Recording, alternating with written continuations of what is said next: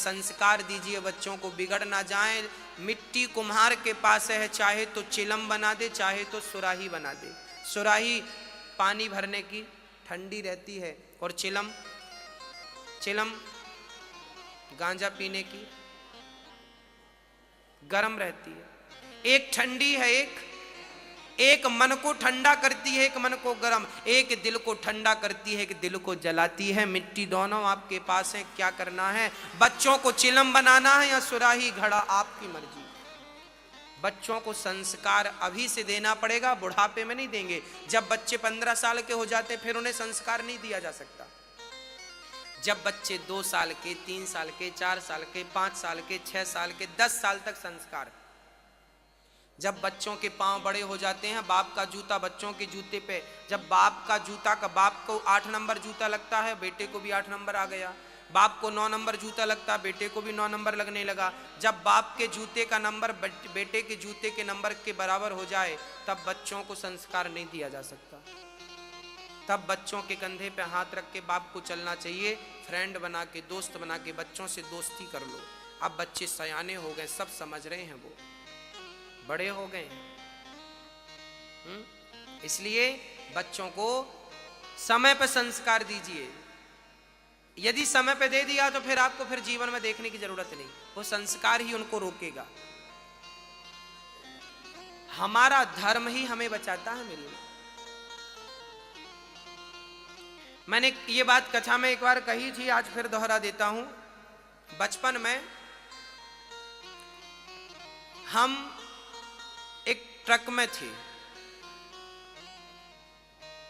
बचपन में बच्चों की बुद्धि थी हमारी। हम एक ट्रक पर चले गए थे।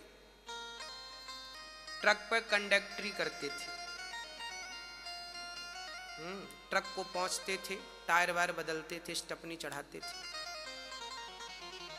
बहुत कम उम्र थी पर पूरी स्टपनी चढ़ा लेते थे। जो काम करते थे परफेक्ट करते थे। रोडें खराब थी तो गाड़ी 5-5 बार पंचर होती थी, 5-5 बार चढ़ाओ, टायर बदलो, करते थे खुशी से। हमारा जो ड्राइवर था ना, वो अंडा खाता था। उस समय हमारी उम्र लगभग 15 साल की थी, 14 साल की थी, 14-15 की थी। उस समय हमारा ड्राइवर अंडा खाता था, और हम लोग ट्रक वाले थे तो ट्रक वालों को तो ढाबा में खाना पड़ता, तो वो अंडा खाता था। उस समय मेरी उम्र लगभग 14-15 की थी। तो मैं उससे बोलता था कि देखो, हम अंडा नहीं खाएंगे क्योंकि हमारे पिताजी पूजा करते हैं, हम लोग पुजारी हैं मंदिर के, हमारे यहाँ अंडे वंडे नहीं खाते। उस समय हमारी बुद्धि थी, जबकि अंडा खाने वाले 24 घंटे साथ में था। वो दिन में 2 बार खाता था। जब भी दाल मंगाता तो अंडे वाली मंगाता, अंडे वंडे डाल के, और हम सिंपल रोटी खाते दाल के साथ, और अचार खाते और सलाद खाते, और वो अंडा खाता। हमने अंडा क्यों नहीं खाया? हम भी खा सकते थे। जब संगत मिल गई थी बढ़िया खासी तो खा लेते ना। पर सोचिए, उस समय हमारे संस्कारों ने हमारी रक्षा की। हमारे माँ बाप ने हमें जो बचपन में संस्कार दे दिए थे। हमारे घर का नियम था कि बिना भोग लगाए कोई कभी खाता नहीं था, क्योंकि मंदिर में नियम था। हम लोग मंदिर के पुजारी थे, पिताजी मंदिर पूजा करते थे। तो हमारे यहाँ हमारी माँ जब भी बनाती, जो भी बनाती, सबसे पहले वो किसे लगती? भोग लगती भगवान को। फिर हम लोग खाते, और भोग हम ही लगाने जाते थे। तो आदत थी, पूड़ी बनती तो भगवान को भोग, पराठे बनते तो भगवान को भोग, कचौड़ी बनती तो भगवान को, रोटी बनती, कढ़ी बनती, सब्जी, जो बनता पहले भगवान को, फिर खाते थे। आज अंडे थे पर नहीं खाया, क्योंकि वो संस्कार। कहते हैं जब तुम धर्म की रक्षा करोगे तो धर्म भी तुम्हारी मुसीबत में रक्षा जरूर करेगा।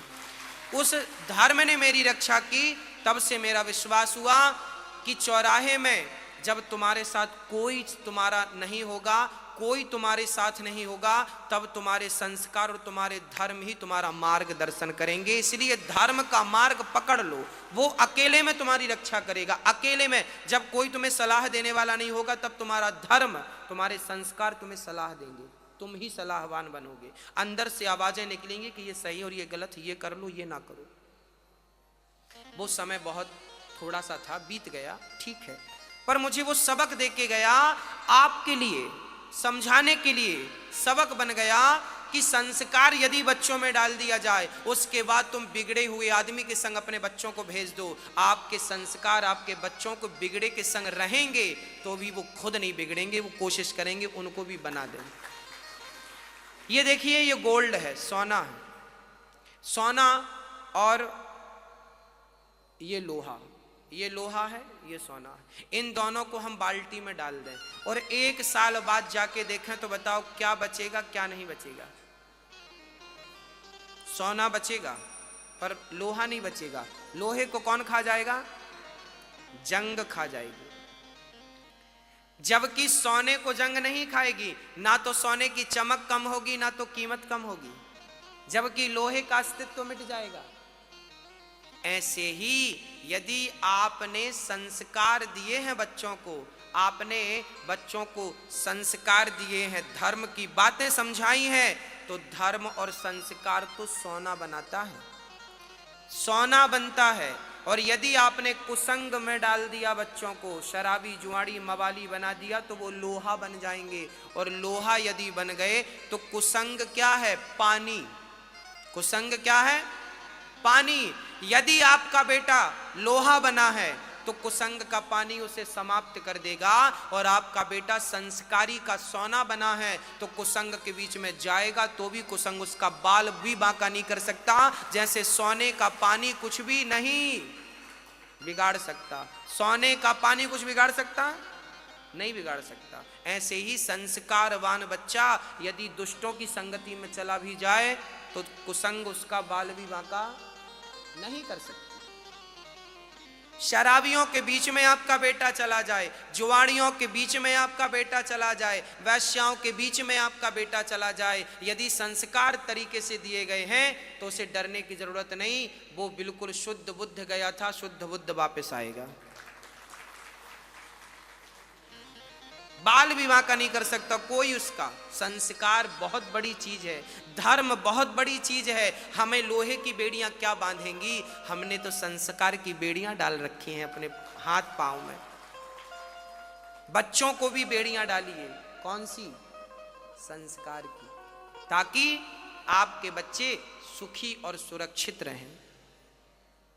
ये जमाना भटकाने वाला है, आपके बच्चों को भटका देता है।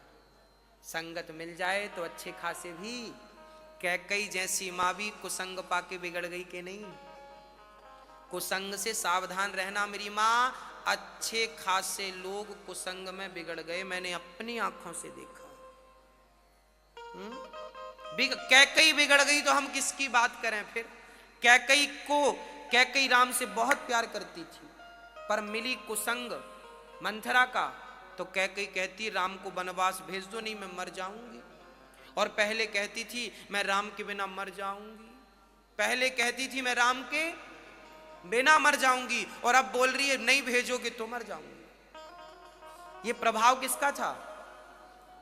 कुसंग का। को ना कुसंगति पाई नसाई, कुसंग पाकर किसका सर्वनाश नहीं हुआ। इसलिए जुआड़ियों की संगत ना करना। जुआ खेला था कौरवों ने, सर्वनाश हुआ। इसलिए जुआ कलयुग का पहला ठिकाना, जहां जुआ वहां कलयुग। दूसरा ठिकाना पानम। पानम बोले तो शराब।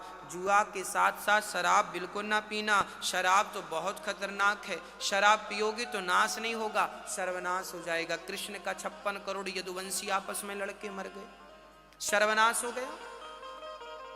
शराब गंदी है, ये चरित्र को बिगाड़ती है, ये सब कुछ तबाह कर देती है। बोतल में ही लिखा रहता शराब पीना स्वास्थ्य के लिए हानिकारक है। ये कितना फायदा देगी? शराब पीने वालों ने आज तक चैन की सांस नहीं ली। घर की पत्नी, माँ, बेटी, बेटा सब रोते हैं, बाप शराब पीता, पति शराब पीता। शराब ने किसी को सुकून दिया? इसलिए अपने बच्चों को शराब से भी बचाएं। आजकल तो शराबों की पार्टियां चलती हैं, बिना शराब पिए आजकल माताएं भी शराब पीती हैं। नहीं आप लोग नहीं, बहुत सारी माता।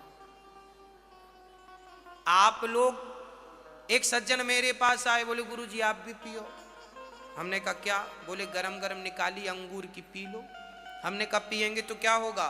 बोले ऐसी मस्ती चढ़ेगी उतारी नहीं उतरेगी। हमने कहा साहब हम पीते तो हैं पर वो नहीं जो तुम पिला रहे हो।